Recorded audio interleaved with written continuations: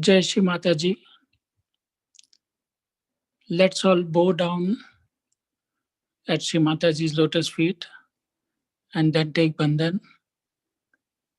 हम लोग सभी श्री माताजी के चरणों में नतमस्तक होंगे और फिर बंधन लेंगे.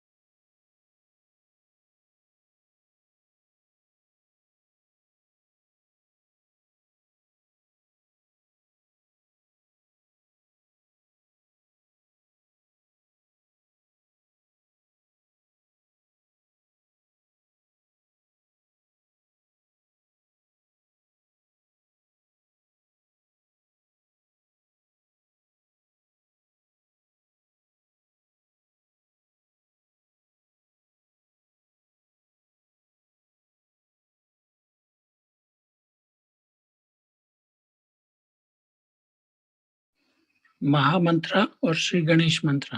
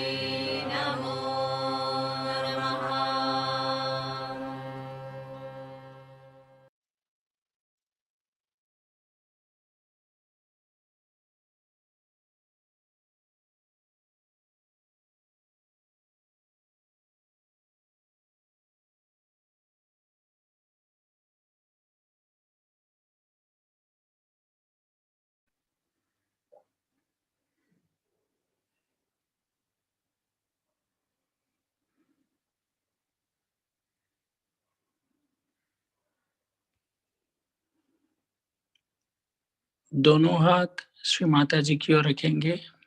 Both hands towards Shri Mataji.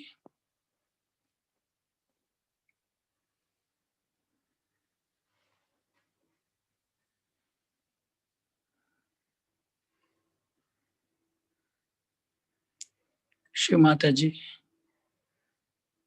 I completely surrender to you.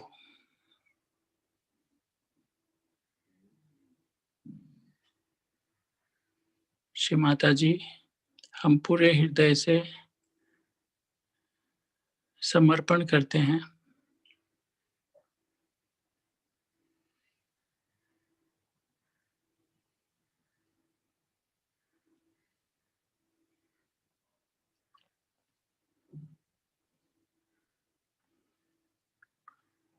Please give us balance. कृपा करके हमें संतुलन दीजिए.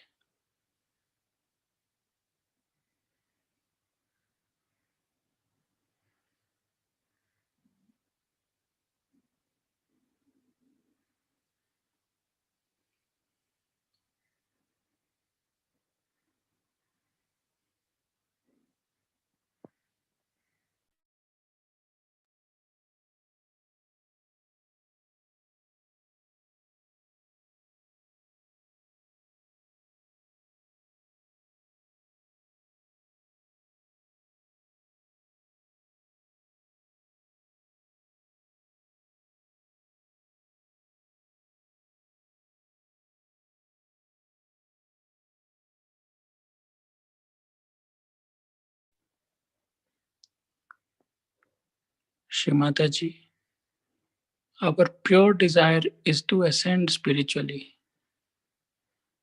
Please remove all the obstacles, all the illusions in the path of our spiritual ascent.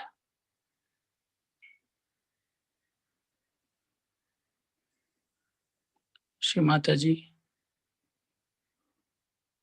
आध्यात्मिक उत्थान ही हमारी सर्वोपरि शुद्ध इच्छा है. हमारे उत्थान की सभी बाधाएं, सभी भ्रांति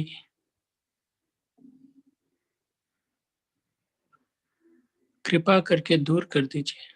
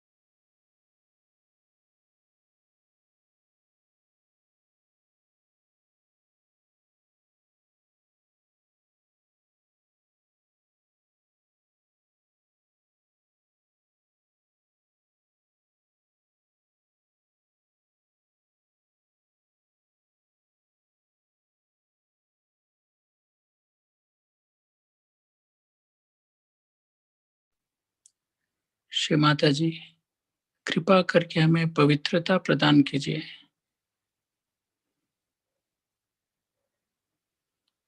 हमें निर्मल चित्त प्रदान कीजिए.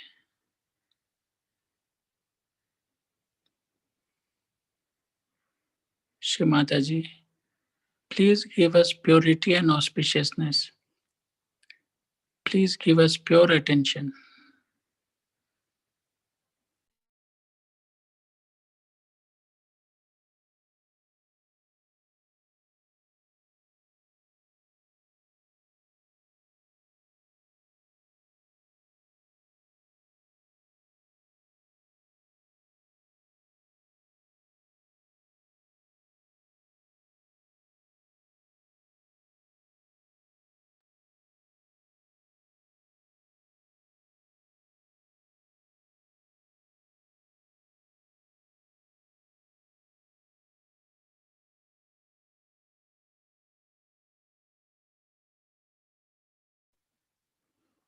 With our attention on our heart chakra, we will pray, Shri Mataji, please give us pure heart. Please reside in our heart.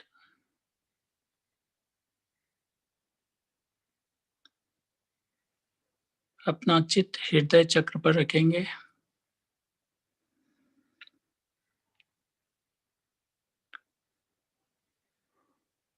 Shri Mata जी, हमें शुद्ध हृदय दीजिए और हमारे हृदय में विराजिए.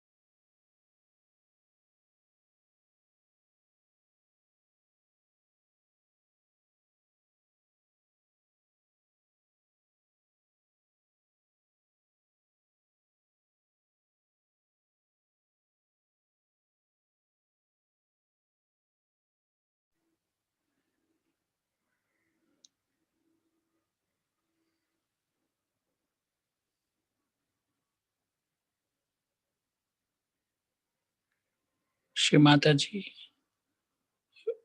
we forgive everyone, including ourselves. Please forgive us for all our ignorance and mistakes. Shri Mata जी, हमने स्वयं को और सभी को क्षमा कर दिया है. कृपा करके आप भी हमें क्षमा कर दीजिए.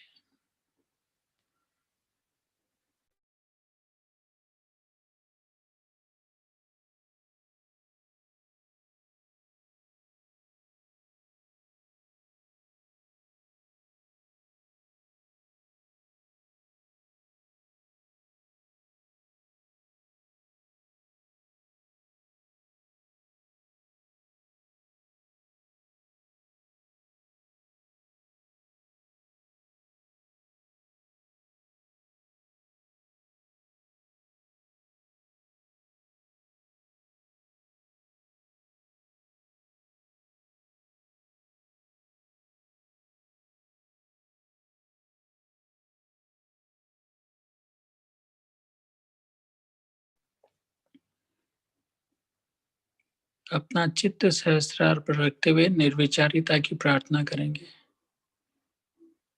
With our attention on Sahasrara, we will pray to Shri Mataji for thoughtless awareness.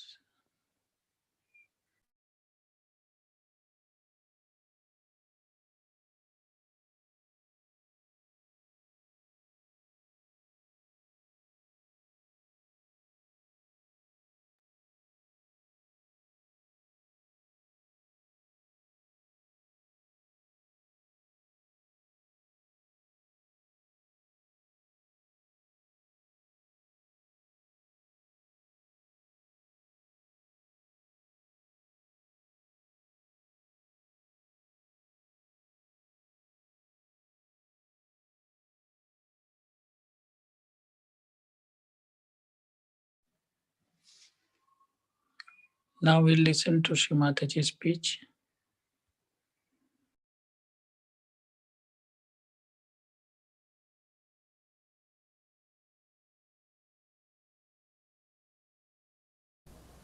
Today when I was coming from the shopping, I couldn't get into the car. One foot was inside and another would not lift. So I came out of the car. And then I knew that the Mahalakshmi's temple, there were bells ringing and the Aarti was on. So the Mahalakshmi didn't want me to get into the car. So I had to stand outside till the whole thing was over. And then suddenly everything was all right. My foot was completely glued and I couldn't lift it.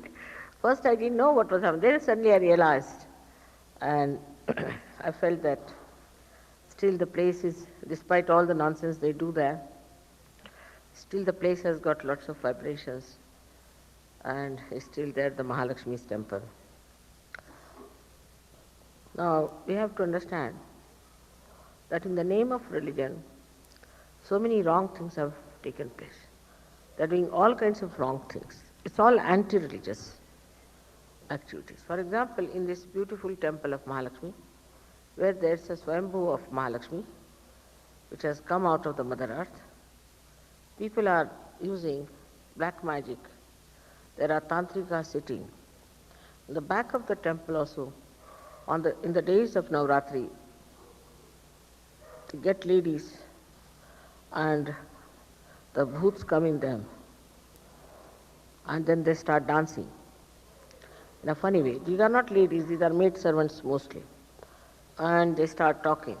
When they start talking, they can tell you what is the horse number, how much money is involved, and where is the money hidden, all money oriented and all kinds of very selfish and self-centered questions they answer. And many people who are anxious to know something like that go there and ask questions. And what they do is to breathe into small little pots made of earthen pots, call them as ghagri, and they blow into it. And as you know that it represents the Muladhara, the Gauri's place, and when they start breathing in, their bhoots start driving out the auspiciousness and they become possessed. But why in the temple they do it is the point. One may ask a question, why it is done in the temple, why not anywhere else? The answer to this is as simple as that. What I have seen, that people who are possessed get exposed in my presence. Now, there was a gentleman who came all the way, say from Italy. He was quite normal, behaving normally, and supposed to be a financial advisor or something, imagine, in a big way. But as soon as he came here, and as soon as I think he heard of me or was in your company, suddenly he went amok. Secondly, another fellow also who came with you might have been normal to look at. But as soon as he saw me, or maybe his kundalini was arisen, he became mad. Because there is light, and in the light, the negativity shows. At that time, one gets a little puzzled. One starts thinking, now what has happened to this person? After all, this person is a seeker, and he was all right, and why should it happen? But that's the danger. Going in the light, you get exposed. I've also seen people who are otherwise sound normal in Sahaja Yoga also. But once they come before me, they get just stunned and something goes wrong with them. Not that they are not seekers, they are all seekers. But there's a lot of negativity within them. Some people who are hypocritical also get exposed. Or those who have wrong intentions, they also get exposed. Or some people who are negative and lethargic or sort of have lost their awareness also become quite evident, and one can easily see that this person is possessed. Now, if you are not aware enough, if you are not alert enough, then you must know that you need real correction. And for that, you must really assert yourself, work it out, and tell your leader that something is wrong with me, and please correct me. Also, I would request all the leaders of all the nations that they should never side or support or try to cover up any one of their proteges, we can say, because by that you are destroying them. You are not helping them at all. There should not be any sympathy whatsoever for people who are negative. You have to get after them, you have to get them corrected, you have to tell them off. But what I have seen sometimes, there's a tendency to support a person who is negative. And then that person goes on drifting and ultimately falls into a trap.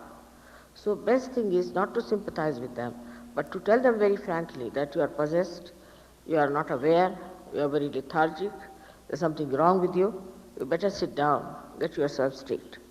Ask them to beat themselves with shoes, ask them to sit in the water, do what you please, but see that all these people are corrected, otherwise your leadership has no meaning.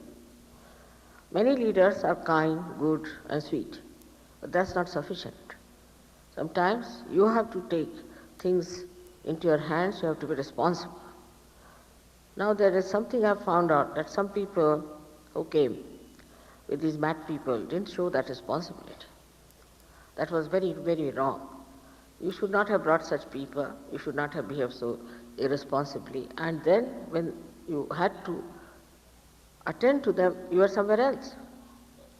This kind of thing is also very dangerous, because under your guidance only, I allow people to come here. Now, the whole understanding should be such that what are we achieving? I've seen some people, when I say something, they start talking too much. If you tell them to shut up, they'll react so much, their face will immediately go in a very clumsy manner. Supposing I am saying something sad, they'll suddenly become sad. Then something, if I'm saying something good, they become nice. Like acting is going on. That's not necessary. There's no need to act and do. Anybody can make it out that you are acting. So best thing is to keep quiet, to be possessed of yourself. You have to have self consciousness about it, that you are not trying to to express yourself in a way that should not be. I've seen some people, if you say anything to them, they'll just shrug their shoulders, they'll do like this, or they'll turn their heads like this. Some people have a habit of too much shaking their head, going on like this for hours together.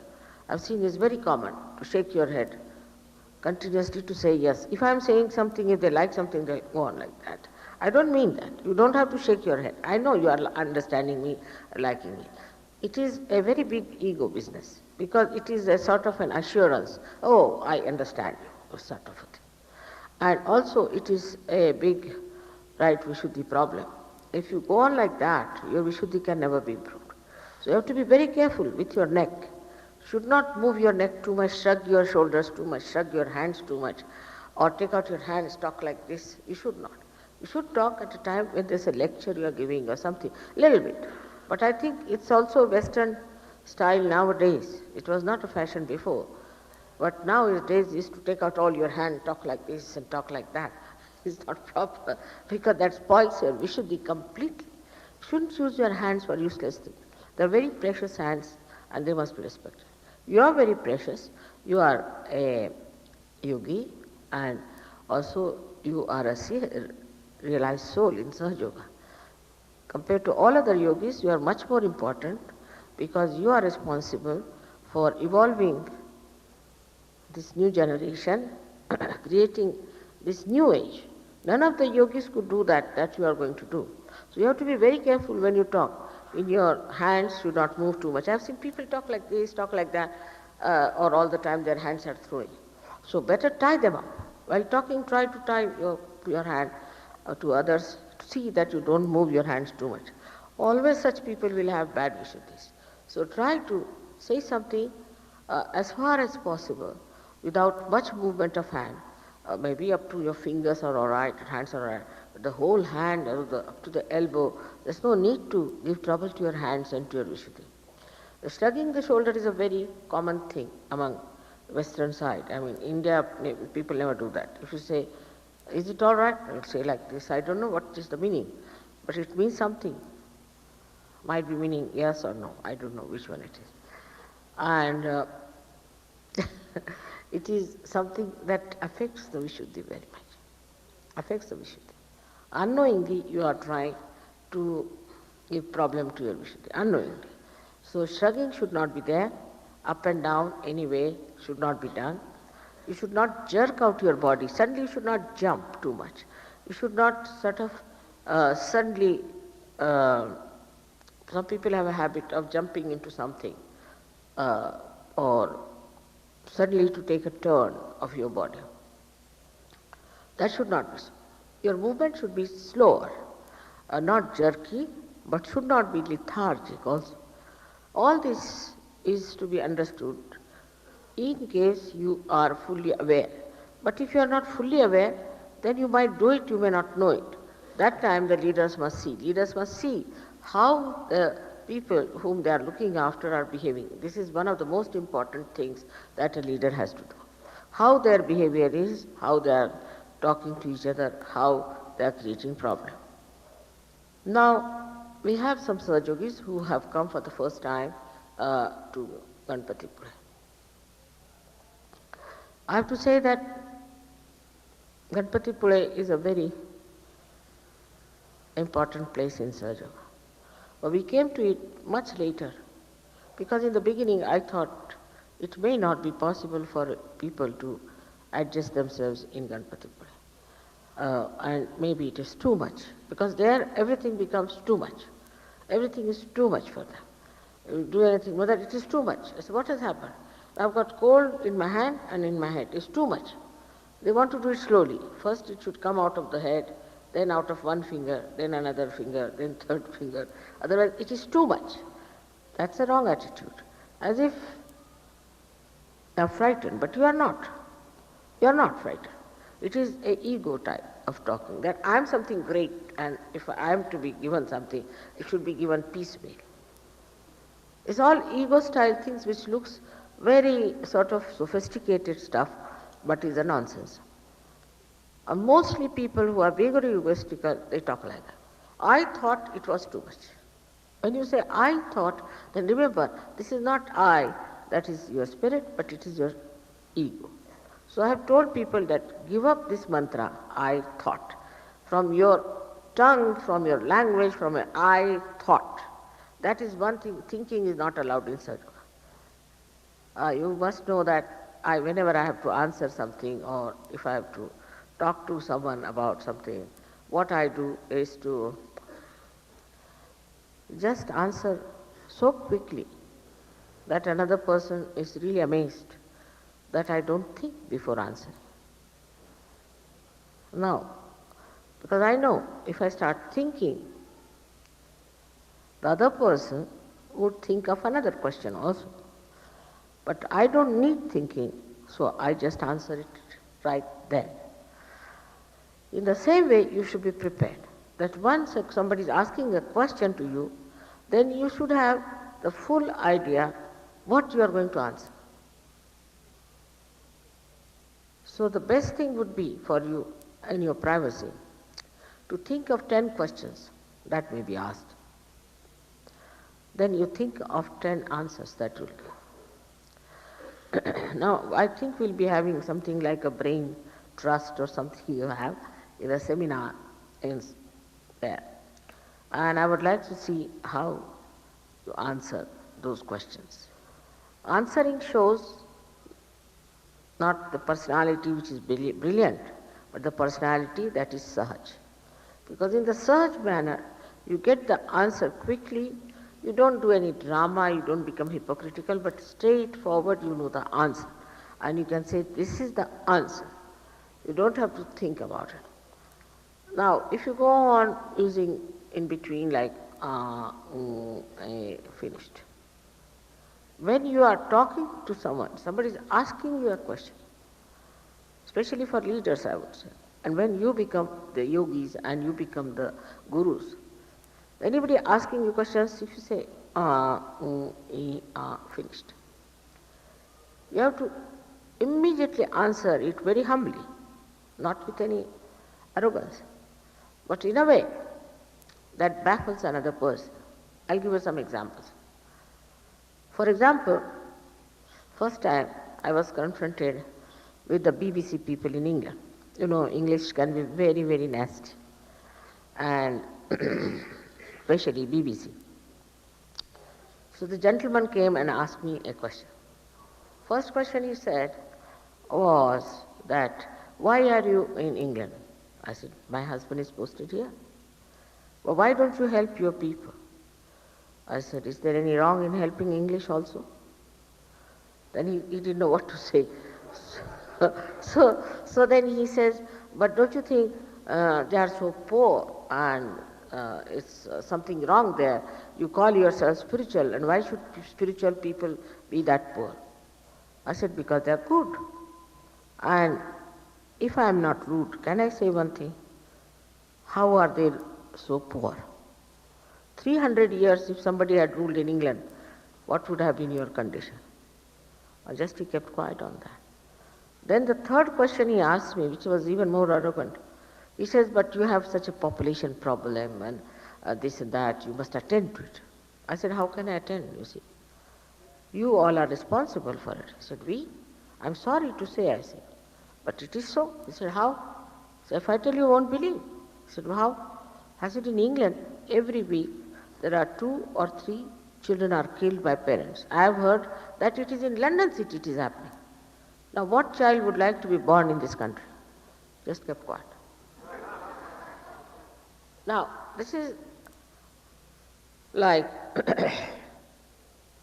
handling that kind of people. Then there are people who can be very, this thing like, I met somebody, he said, if you give me self-realization, then I will take you to the mic in Italy.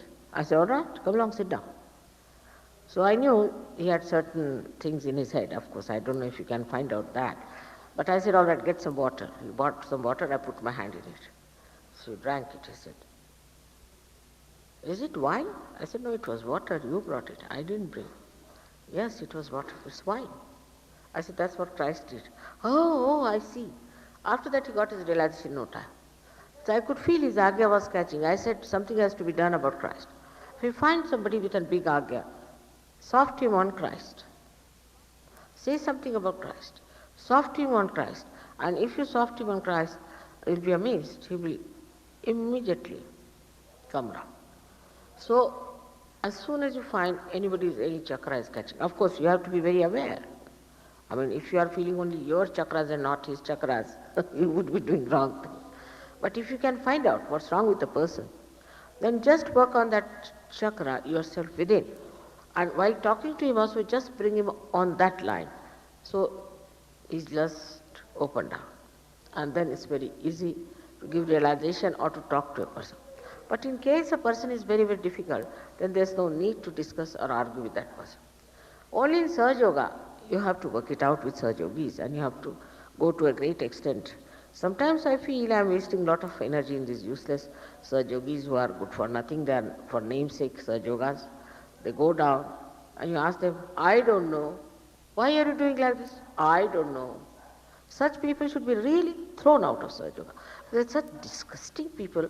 They have no respect for themselves, they have no respect for Sahaja Yoga, they have no respect for the kind of a work you have to do. Such a great work I have started.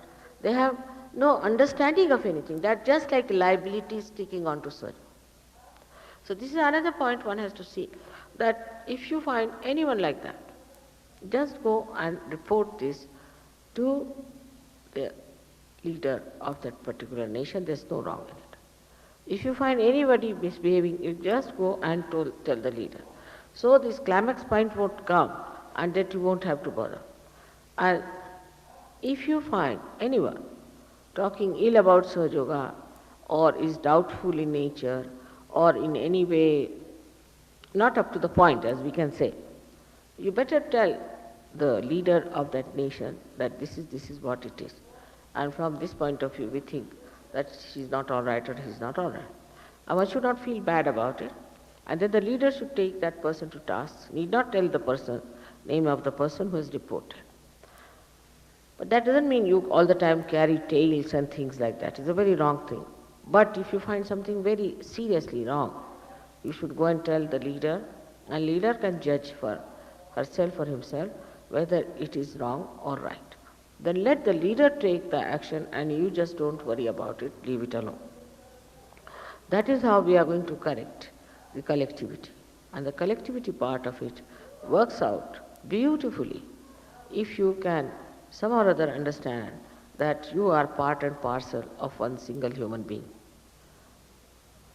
And that is your mother. So you have to understand that if something is wrong with you, I don't know, this kind of irresponsible behavior or this kind of a stupid answer shows that such a person doesn't care for anything, doesn't bother about finding out what's wrong, or doesn't want to progress further. Lastly, we are all now there going for many marriages. Again, there are about 65 already, and maybe some more may be added. But I would say keep it at 65 is better idea, and for others we'll have it next year. But in this I would say, you shouldn't make anybody marry unless and until that person is reasonably understood by leaders and is certified. Anyone who has even little doubt, one should not try it. We can always do it next year. Because the first alternative is there, that if they cannot get along, they can marry again or they can give up. But supposing you marry them first, then the second alternative is horrible. They have to divorce, they have to run away or do all kinds of things. And we have seen there are some mishaps. So I would suggest that you must judge your fiancé or anybody you call and see how it works out. Now some people have had a very odd type of a temperament. They may marry 10 women or maybe a woman may marry 10 men. But they all go on like this in such a manner that it's impossible to make them reconcile to each other.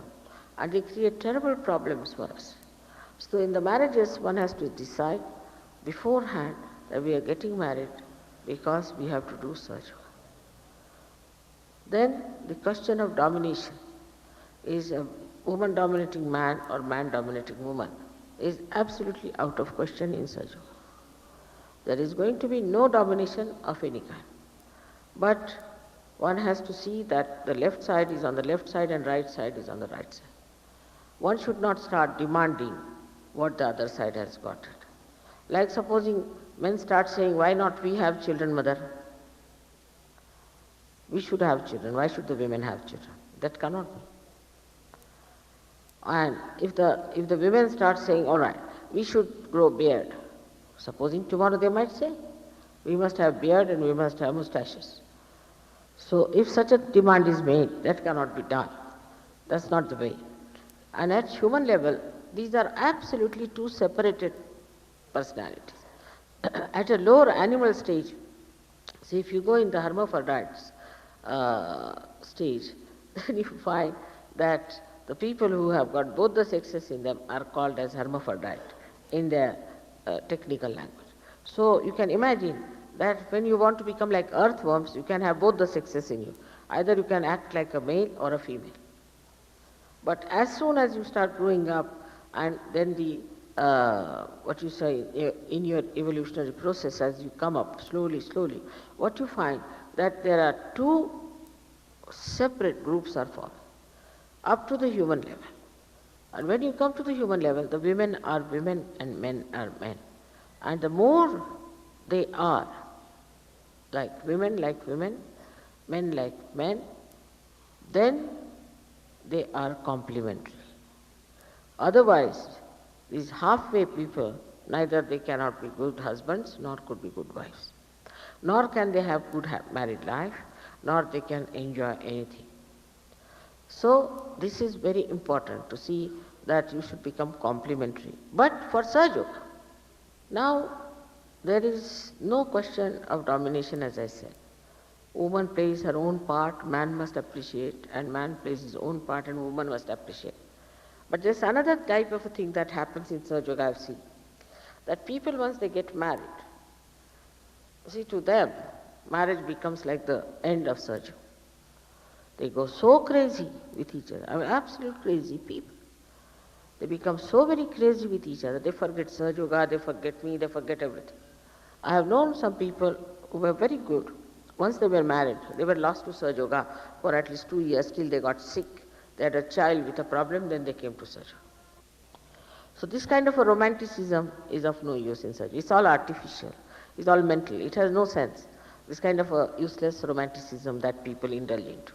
Because that makes you forget God, makes you forget your mother, makes you forget your job in life, because you are now realized souls. And you have to do this job. Who is going to do this? Somebody has to do it. And you are chosen for it. So, like other people who get into marriages, go for honeymoon, the day they get married, they must be, immediately they must be, there should be no such a hurry. There should be certain amount of sanyama, certain amount of control.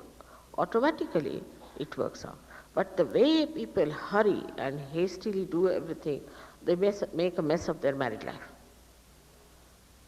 First they'll go for a honeymoon, second they may go for a show on the road, and third they will end up in the divorce court.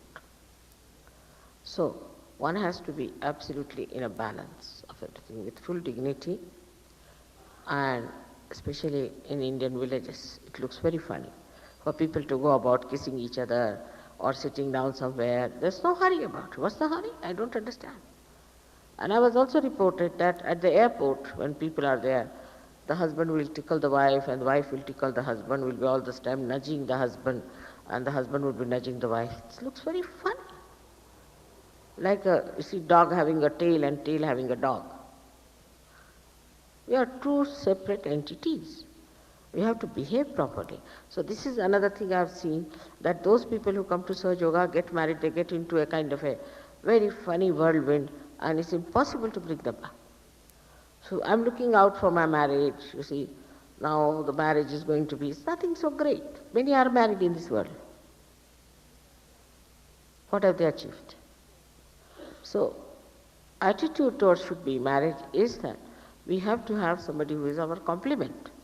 That we have to have another wheel for our chariot, that's all. But not that you completely merge with him and become one wheel, and a mono wheel chariot I have not seen so far. So with your dignity, with your understanding, you must behave in a manner that people should say that this is a proper manner. I mean, actually in India, I don't know how we have this kind of a sanyama. It's not necessary for us the day we are married that we should meet each other. There's no need. What is such a thing? At least for 4 days, you don't see your husband much. Then you go to your father-in-law's place and come back. Then again you go back, maybe the 8th day or 10th day, whichever day it is. That's the first time you see your husband. But here it is such an anxiety, such a terrible rush for everything, that immediately I should arrange some other place for them, otherwise I don't know what's going to happen to them. Now this time, thank God, it ends up on the 7th, the marriage, and 8th you are out, so it's not my responsibility. But I would like to see, I mean noticing, who is going to behave properly and who is not going to behave properly. I'm going to get a report on people. There's no need to sit next to your husband when you are married. What is the hurry? I just don't understand. You have to live together for all your life. It's not like some bus has come, you have to run and catch the bus, or some train has come, you have to catch the train, otherwise you won't find any seat. It's something you have to live with it all your life. So that kind of a stupid idea should be given up. There's no need to hurry up, there's no need to be so fast. Take it easy. It will all work out, and you are all going to achieve it properly, in a proper, sensible manner. But then, I must tell you the other side of it.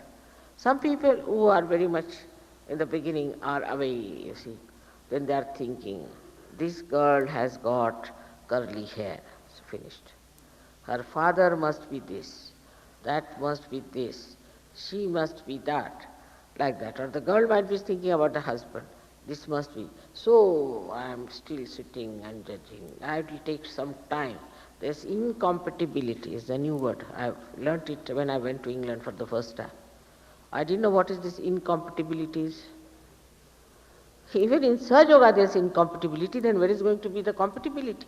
I mean, is there any measure to find out what is compatible and what is not compatible?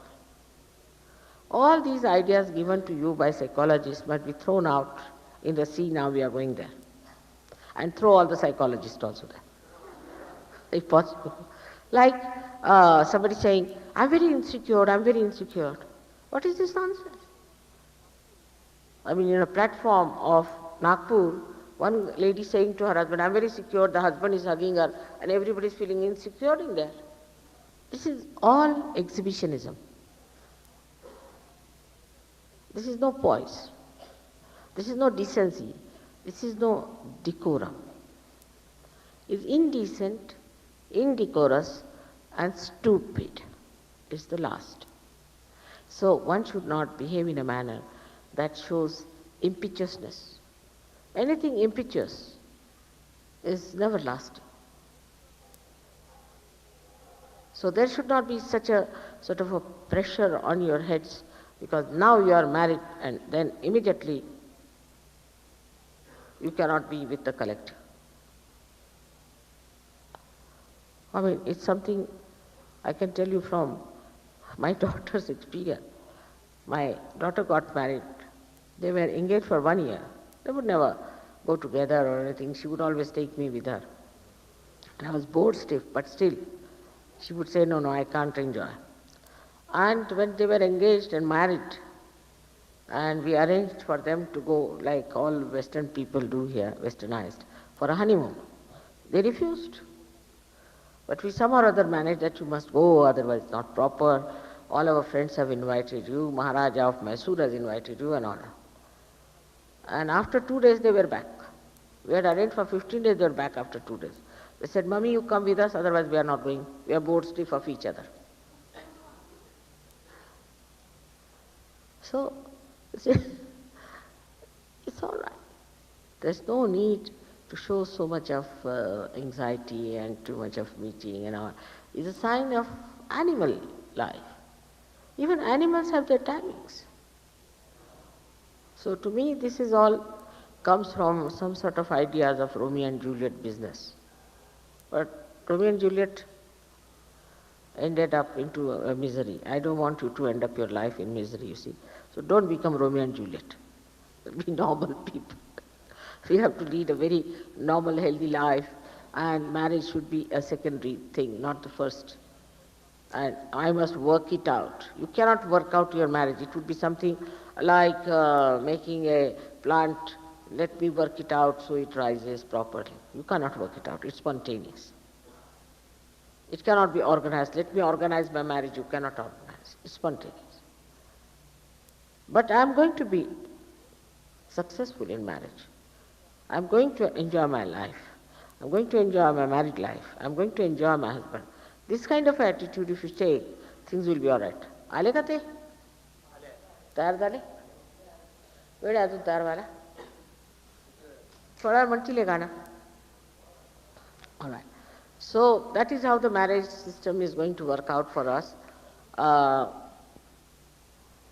I've tried to do my level best to get all things together, to organize everything for the marriages, to make it a very happy event so that you will always remember how beautifully you are married and how beautiful your marriage should be. But if it is ugly, indecorous, indecent, then I would not say it's a very happy marriage. Should not be any aggressiveness. During many women I have seen are very aggressive with their husbands, and then the men become impotent. It is very important that a woman should be docile and should be sensible about marriage. If she tries to be very, very aggressive, then there are problems. So please don't try all these things, and be spontaneous, kind, and especially understanding. I hope I'll be able to see the best part of the married life of Sahajogis. Sahajogis cannot be like other people who morning till evening fight. They are the ones who talk of Sahaja Yoga, enjoy Sahaja Yoga, and live happily to make others happy. Marriage is not only for your happiness, but for the happiness of all the rest of the people. So must have a proper understanding of a married life, of a yogi. We have to show to the world that you don't have to give up your family life, you don't have to give up marriages, don't have to give up your children, don't have to give up anything, but you are detached.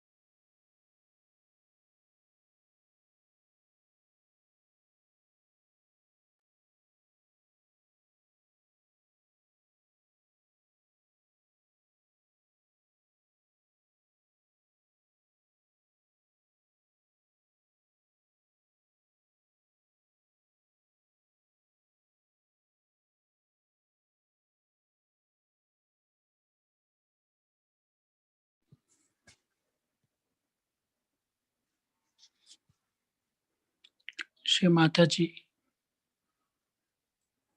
please establish our self-realization.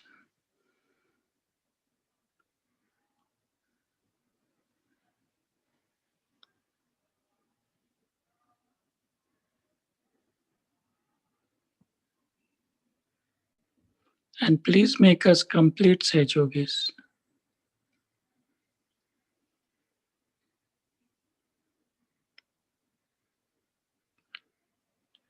Shri Mata जी, हमारे आत्म साक्षात्कार को पूर्णतया स्थापित कर दीजिए और हमें पूर्ण सहयोगी बना दीजिए।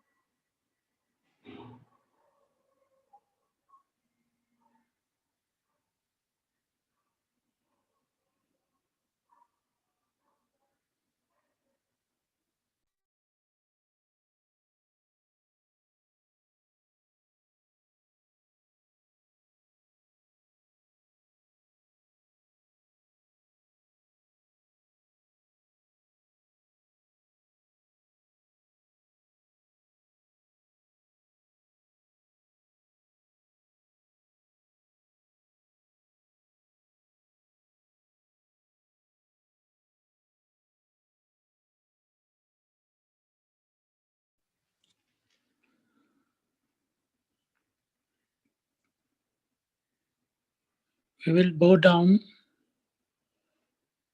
express our thanks to Shri Mataji, and then take Bandhan. हम नतमस्तक होकर श्री माता जी के प्रति आभार व्यक्त करेंगे आज के ध्यान के लिए और बंधन लेंगे।